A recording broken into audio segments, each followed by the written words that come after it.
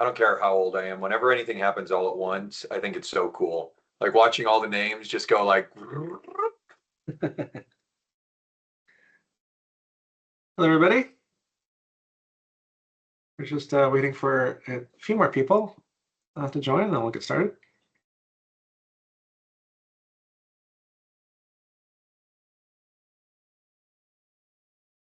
Appreciate you all joining us today.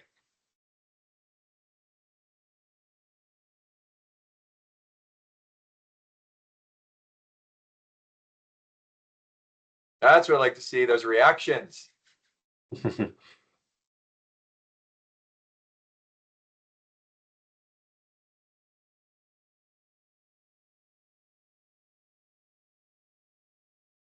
are we at now?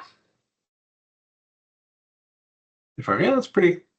Yeah, that's about pretty right. good. So, yeah, I think we'll get started. Thank everybody for joining. It's going to be our first of 4, potentially 5 webinars, kind of covering the basics today of AI, and we'll get more advanced as these sessions continue. I'm the CTO of Nucleus. If I haven't met you before, nice to meet you. And we're joined with Callan, CEO of Synthreo. Nice to meet everybody.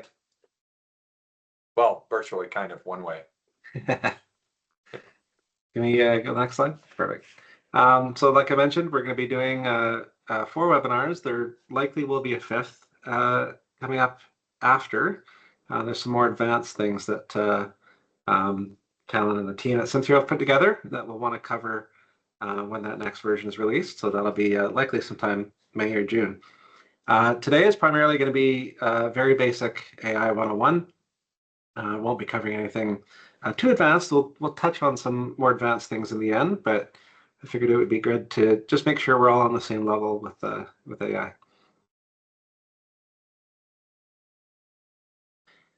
So today we'll cover what it is, what it's not, the tools, and some of the terms that you may have heard, and we want to make sure everyone understands what those are. Some ways to actually use AI, and to know when AI is the right tool for the job. And yeah, so it's everywhere. Everyone's talking about it. Every event I go to, people are talking about AI and even starting to mention agents. We'll talk about that in the weeks to come. In the last couple of years, thanks to ChatGPT kind of starting it, it's really showed up everywhere. It seems like every TV show I watch too is also referencing AI these days. So today we're going to try and break it down very simple terms and make sure that from the ground level, everyone can understand what it is and what it is not. Yeah, I think that's critical because there's a lot of misnomers and a lot of misinformation out there and assumptions out, and I think it's good to clear that up. Yeah, do you want to start with what it is in plain English for us? Yeah, I'll start with a little non-plain English, but I think it makes sense. If we look at this, AI at its core is autocomplete, right? And I think that is the plain English. In non-plain English, it's a prediction engine. So what it does is it uses the question that you give it, the data, the context, which is basically the prompt, if you've heard the word prompting, and we'll go over that a little bit later. But basically, it takes whatever you give it, and based on the question you ask or the output that you're looking for that you've included in that question, it then tries to deliver that to you. And so it takes all the information, feeds it through its analytical engine, and then it delivers that out to you the same way an autocomplete would, or that next word. And it does that through things called tokens, which I'm sure we'll dig deeper in further sessions. But the tokens you can think of as a unit of its available intelligence. How much data and thinking it can do equates to a token. And so what AI does is it takes those tokens, which are that context, and then it puts it into a sometimes good output, sometimes AI slop. There are some things we can do to avoid that, but I hope that helps. Yeah, it should. And then what is AI not? It's not cheating. Yeah. I would say also, AI is software at the end of the day. It's just another tool that people will use. It is not, it's not Terminator. right? It's not out there trying to replace the jobs and the people today. There are things that it'll offer to help us change the way we work, right? I work with a lot of software developers, and I hear all the time, like, I don't let AI do any of my coding for me, and I think that's a mistake, because we could delegate tasks to it, the busy work, the chore work, because if there's an end-to-end piece, it's able to do that. What AI also isn't is a word called deterministic. And what we mean by that is AI generates a new response every single time. So it's actually difficult to get consistency and repeatability out of AI. And we've got ways of helping that. But what AI isn't is a replacement for the point and click that we're used to with software.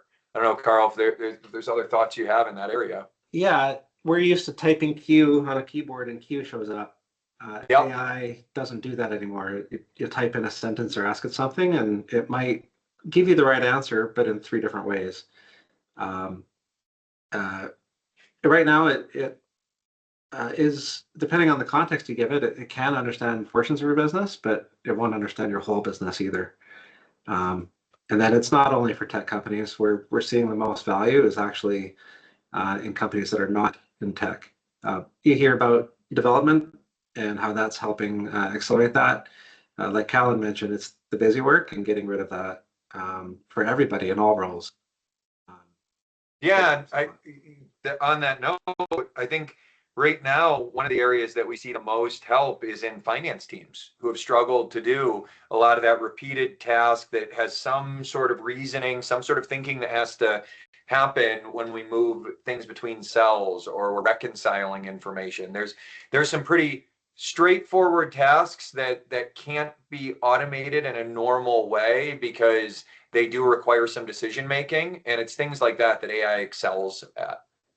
yeah, the way I separate it, if it needs judgment and taste, leave that to the human. Yes, yes.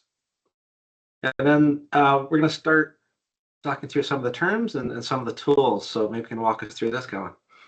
Yeah, absolutely. So OpenAI with ChatGPT definitely was the one that I would say brought AI to the masses, right? It's what most people think of when they're looking at AI. It's that white box. You'll see something similar when we go through a little bit of a demo here in a couple minutes.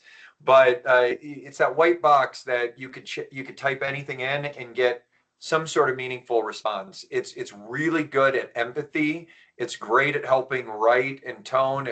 If you're ever trying to work on an email that you do not want to say, as per my last email, and you want to come across as helpful and collaborative, ChatGPT is really good at that. What it's not great at is some of the generalized or more specific tasks. Something like Claude, we'll move on there, is actually really good with building things for you. That's where their specialty is. A little bit of data analyst. It's got really good reasoning in there. It can think through the problems. And it actually has been expanded now into things like CoWork, which are independent agents that are still reactive largely, right? They have ways of scheduling jobs, but they work independently of what you've got in front of you to go do things like organize your file folder or take screenshots of a website if you're doing research and doing those things, and then coming back with the result.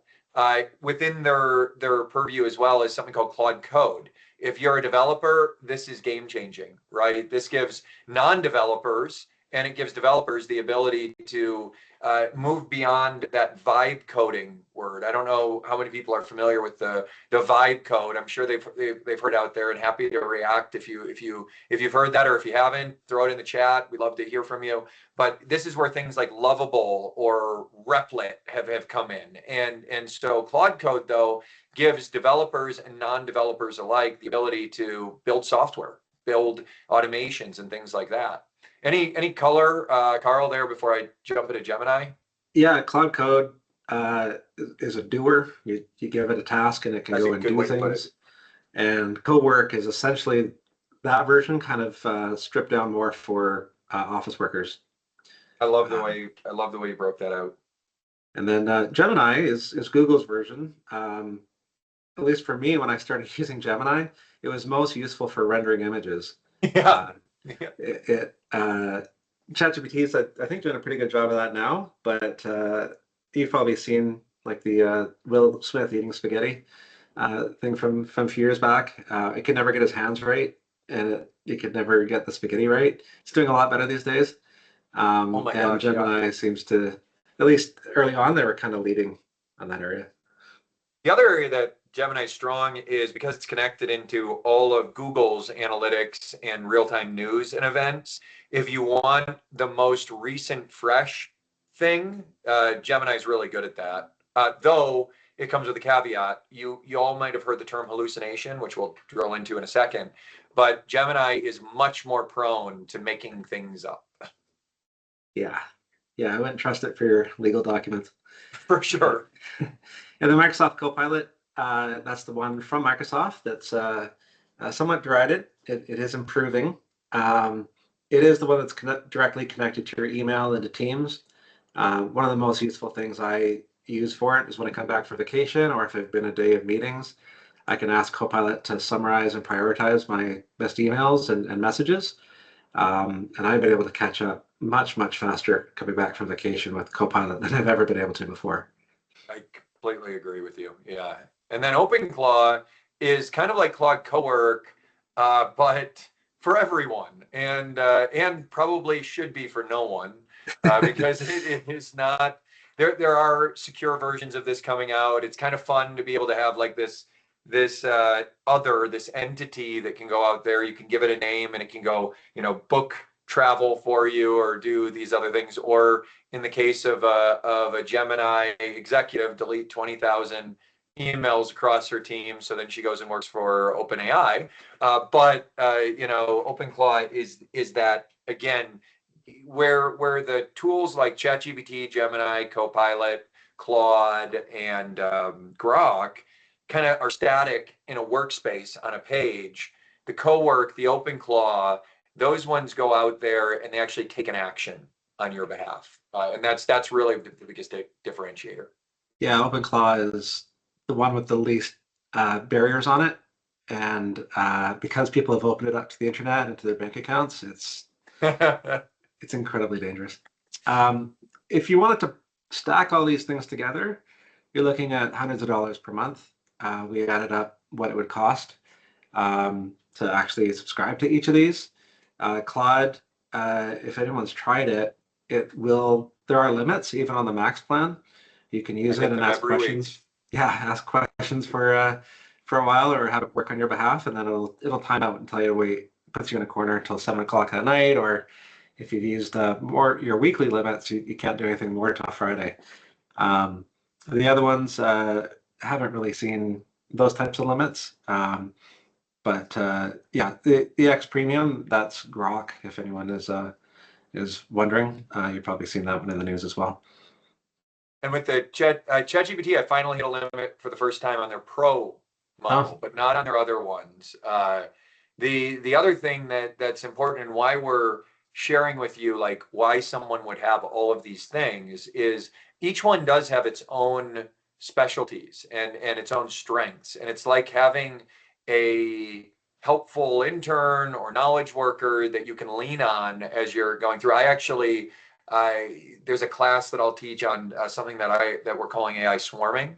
And it's the ability to come in and get different answers from different ones to hone in a final result that's greater than working with any individual one, which is why we see people, even non-power users, subscribing to multiple. Yeah, I'd say like I've used many of these tools, and even with ChatGPT and Claude, sometimes I'm looking for documentation on how to do something, and it's 4 years old. Where Perplexity or Kimi, one of the Chinese ones, it's pulling live data. Yep. Yeah, and then for terms, did you want to walk us through these ones too? Sure. So an LLM is a large language model. This is the prediction engine, right? When I called it a prediction engine, this is the autocomplete. This is where it does its thinking. It can take in the text or the images or the things that you give it, and it has a generalized intelligence. And Carl pointed on to something really important a second ago, which is it is actually static, though, at the point in time that it's been trained. So, for example, Claude's most recent model was trained massively in May of last year. and then there was a small update that happened in August. So everything that it has available to it goes back to August. It can web search, it can bring new information in a specific chat, but it's only knowledgeable about things that happen up until that time. So as the new models come out, these large language models, they're only trained into a certain point, similar to software versioning. Your prompt is the key thing. You may have heard the term prompt engineering. Prompt engineering really is the new coding, but it's available for everybody. The prompt is what you give the AI, or the AI gives the AI in the case of agents, in order to have a task done, in order for it to bring you something back. We have prompts at a couple different levels. We have prompts that's a user prompt. This is what you go type into ChatGPT or Cowork or Synthreo or any of the others. And then there's also an agent prompt, which is where something has been prompted because an action or a trigger happened. And then we have something called a system prompt. A system prompt is, once I've trained that large language model and all the data, it's another line of user experience. It's the personality. You may have noticed, if you've gone between different chat providers, that each one has its own personality. The system prompt drives that personality, what tools it has access to, some of the experiences. One of the really cool things that we've done partnering with Nucleus is we actually control that system message to secure it better, and then give it a very familiar experience for you, so that you can do things like bring in your core values, bring in your mission statement, and keep your people on task, or that, because AI has a problem, and I'll skip token for a second, called sycophancy. Most people know the term sycophant, or have read The Emperor Has No Clothes. AI will walk you down that path because it wants to make you happy. It will violate its own rules. I just had this happen to me this morning, where it lied to me straightforward. I told it I knew it was lying, and it did it anyways, and it was so convincing that I followed its instructions, and then I had to do my work all over again. And I'm an expert, so you just have to keep an eye out for those types of things and push back when something feels hinky, but it's also tailoring its message to you. And the token, you may have heard a lot about. A token is the same way we used to think about binary for computers, ones and zeros. It takes everything that you give an LLM in the prompt or a file share, gets turned into a token. And that token is what the AI works off of. It's what it can understand. One of the issues is they have a context window. You see that last one. Each LLM, each large language model, has a limit to the context that it can take in per message and push out. And so the closer you get to that limit, and I'll show you where that limit resides here in a second when we switch over to the demo, but the worse the results are. So that context window is very important to stay within. Anything I missed, Carl?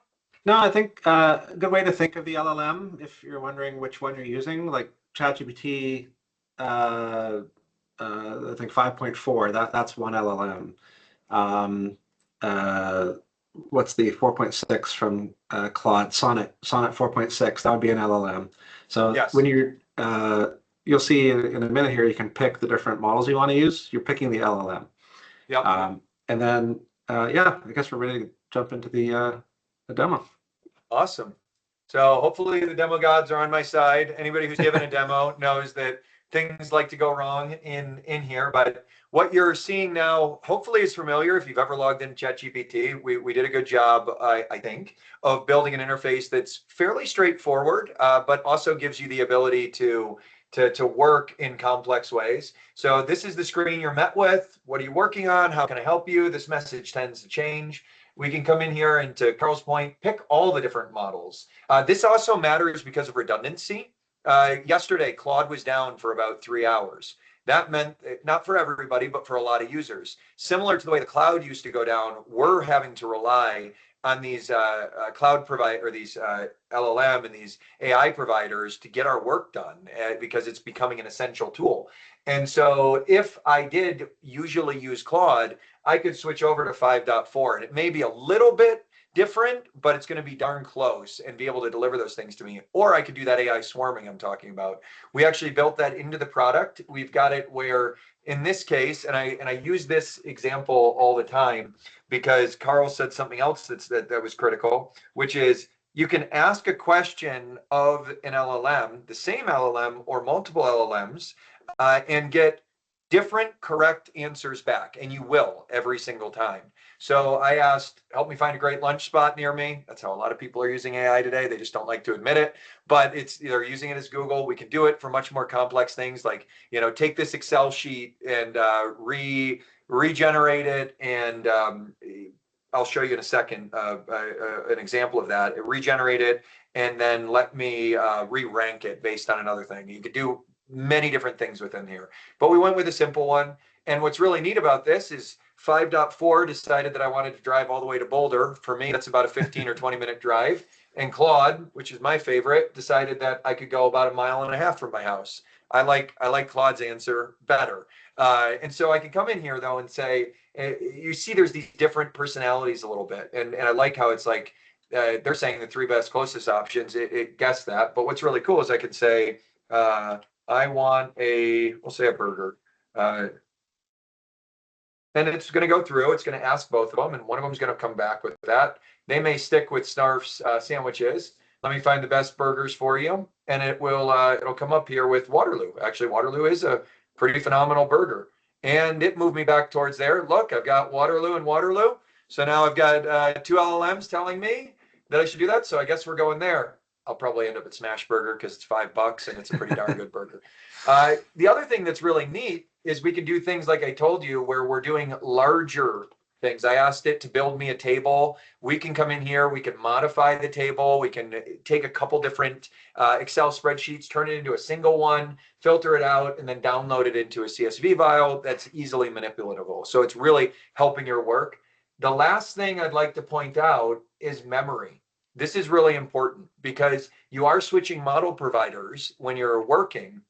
We can come in here and tell it who I am, tell it what I care about, and then it will automatically save memories about me. I've been in here a lot. You can see there's 14 pages of memories, and it will go and look at those memories as well as my old chats to give me a better answer. One of the things that we see with a lot of the AI chat and workstation products out there is your work has just shifted. You're going from doing the work in building a PowerPoint, building an Excel, building a Word document, into now cleaning up the bad work that the AI has done. We've built into that system prompt and we've trained it so that the output is at a higher quality than you'll see. Sometimes that means it takes a second more, maybe actually the average is about 7 seconds more, but it saves me minutes and hours on the back end from cleaning these things up.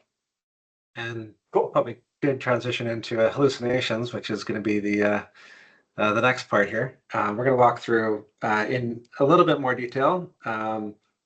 If you can reshare your screen, Michelle. There you go. I guess what these terms mean and how to deal with them. So hallucinations, you can take that one away. Okay. So hallucination, I know a lot of the times people refer to this as the LLM, the large language model, the chat is hallucinating on you. That isn't really what it is. Remember, it's a prediction engine. What a hallucination is it's wrong, it's lying, it's made up, and it's trying to convince you that it's right because of that sycophancy. So it can lead you down the wrong path. I'll give you the example today.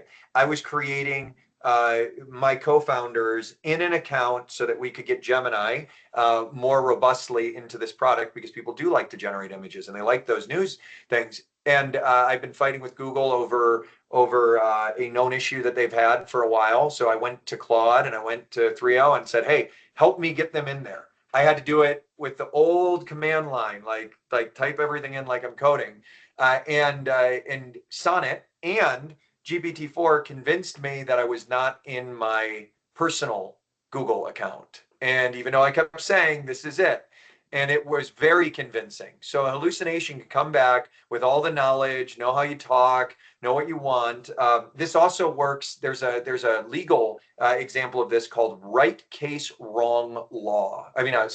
Wrong law, right law, wrong case. What it is where specifically trained models for the legal industry have gone out and someone will ask, show me similar cases to this one and tell me the reasoning on why a judge ruled in the way that they ruled. And the AI will go out and it'll search and it'll look at old things. And what AI is told is don't quote real people. don't make up facts and statistics. So what it'll do is it'll quote the right law, and then it will generate a brand new case that never existed that follows the steps of everything else. And then the lawyer will go in and they will file a case brief, and they will have been right, but they will have filed this with false information. That's just one example of it in the real world. Yeah. And then other use cases, drafting communications. I do this all the time. Sometimes I have an idea of where I want to start, but I just don't know how to word it correctly.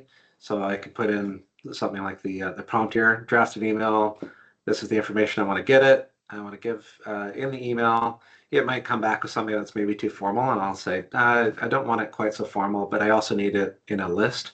AI is very good at that. And then for turning meeting minutes into actions, you can take your meeting minutes from your meetings, throw it into the system. You've probably seen this from Copilot. It's usually pretty good at picking out the next set of action items and actually turning those into a plan. We do that quite often internally, where we go through a meeting, we have a long list of actions, but we're maybe not entirely sure what the next steps for each item should be. AI is a good way to help kind of brainstorm through some of those ideas. Yeah, especially if you do get into and we'll talk about it in later sessions, but the agent side of things, because if you have going back to the legal and actually a medical coding and billing, there are specific guardrails and specific outcomes you may be looking for. You can train that agent to look for in a meeting instead of kind of the summarized meeting notes. And then, researching and creating first drafts. Sometimes it's handy to just have it come up with the first draft on your behalf, then you can modify it from there. And other times you want to give it to your first draft and have it give feedback. So I've done that quite a bit, where I've written up something and I said, I want you to pretend to be Callan, or I want you to pretend to be Seth Rogen, and I want to add some comedy to this. Can you review this? And what would Seth Rogen say? Not necessarily rewrite it for you, although you could do that, but also give it feedback from how Steve Jobs would read this, how Seth Rogen would read this. It's pretty familiar with different types of personalities. Yeah, completely. And then, we'll go through these last couple pretty quickly so we can get to questions. But is AI the right tool? Like we mentioned, it's great for brainstorming. It's great for helping create images and sometimes infographics. Check for spelling. It's not necessarily great at that. It can be great for general knowledge questions. It can be great for creating templates, but you do need to challenge it, and you definitely need to be cautious with its output and don't. It's not the same. Again, it's not deterministic, so it could be lying to you, and it is wise to challenge it. Sometimes even copy and paste it into a different LLM and have it come back with feedback. And then, so upcoming, next we're going to continue to go a little bit more in depth. This one's going to be how to keep it safe and secure.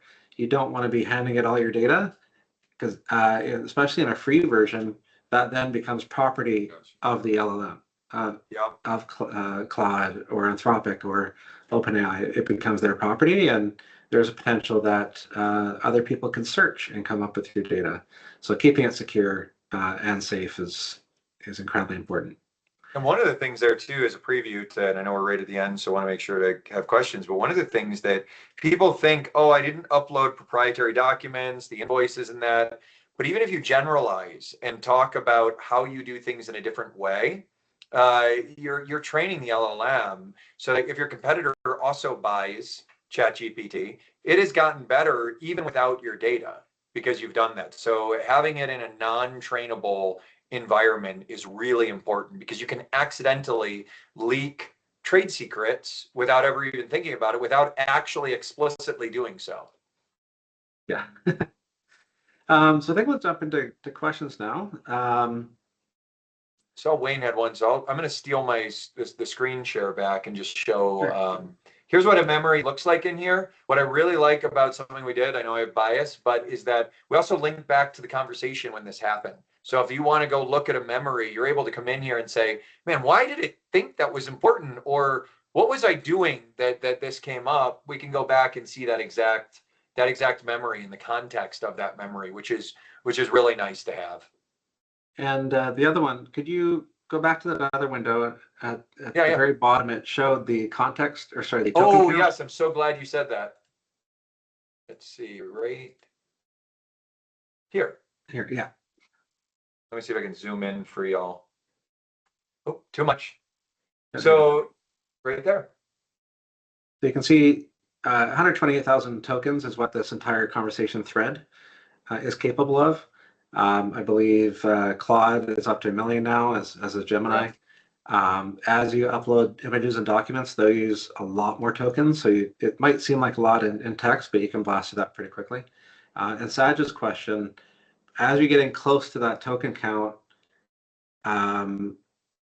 what can you do? What are your options to kind of maintain that conversation and find a way to continue with it? So what I typically do, because I have purposefully continued conversations because the LLM gets a little loopy and looser, and I'm able to take advantage of that if I wanted to do things that it doesn't normally supposed to do. But you hit something called compaction. And what that means is the LLM decides what's important about this conversation, and it deletes what it thinks is not important. And then it continues the conversation with a new token context window. The problem with that is it decides it could have thrown out the wrong things. So what I typically do is when I see I'm getting close to this token limit, say 5,000, 5,000 is normally enough away. I say, can you do me a favor and summarize this with all the pertinent information? This and this and this was important. Give me a prompt to then go start a new conversation. And then I start over. And then I'm going to get the freshest, most secure, most helpful AI again and again and again. Yeah, I do that quite a bit. There is, like you mentioned, you can compact conversations, but I have found it has deleted the things I actually wanted to keep in the conversation. Right. Yeah, that's exactly it. There have been a couple times where it does that. Now, one nice thing about the way that the memory works within Synthreo is every single old conversation is queryable by, and it will automatically do it if it's missing something. If you say, we just talked about this 2 conversations ago, it's going to go look at those things, which is actually pretty unique. It's not something, and what's really cool is because I can change model from conversation to conversation, I get that swarming because it's looking back automatically on those old conversations. Yeah. And someone asked me what GPT stands for. It's I also have to look it up. Generative pre-trained transformer. Yep. So, like Callan mentioned, it is pre-trained. It is trained at a date, and some AIs are better at grabbing more up-to-date information than others.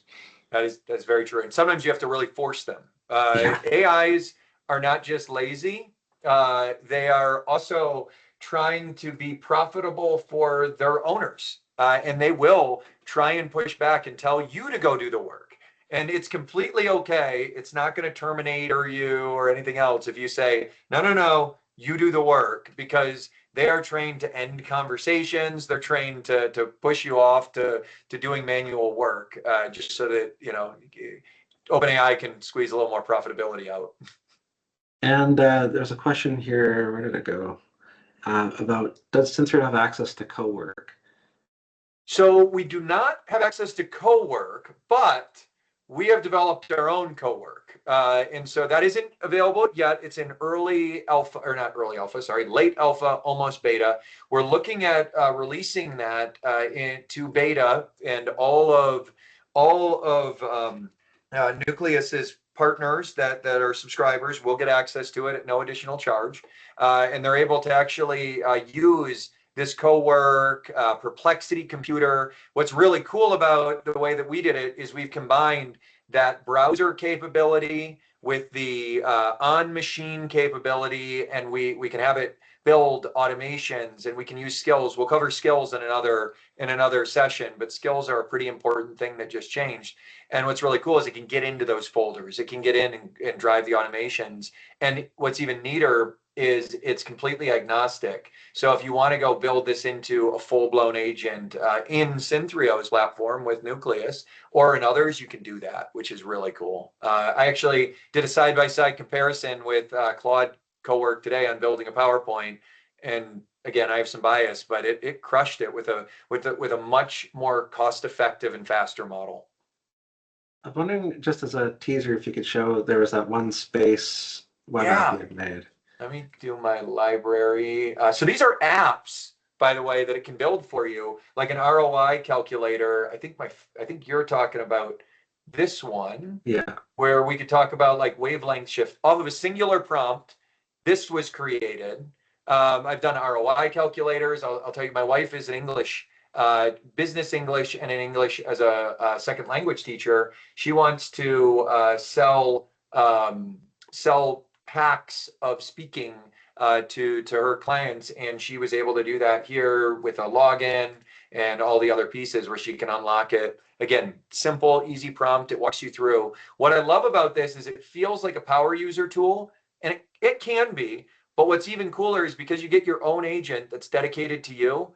If you don't give it enough information, or you give it information that it could be fuzzy in another LLM, it will actually hold that context and it will ask clarifying questions for you. So it actually will get you a better outcome more easily, completely independent.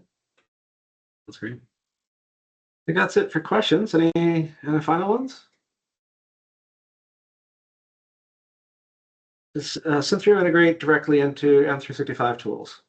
So yes, we do. There are some caveats there that we can go over in other pieces. Wingtip actually has access to the 365 agents, and it has access to the MCP.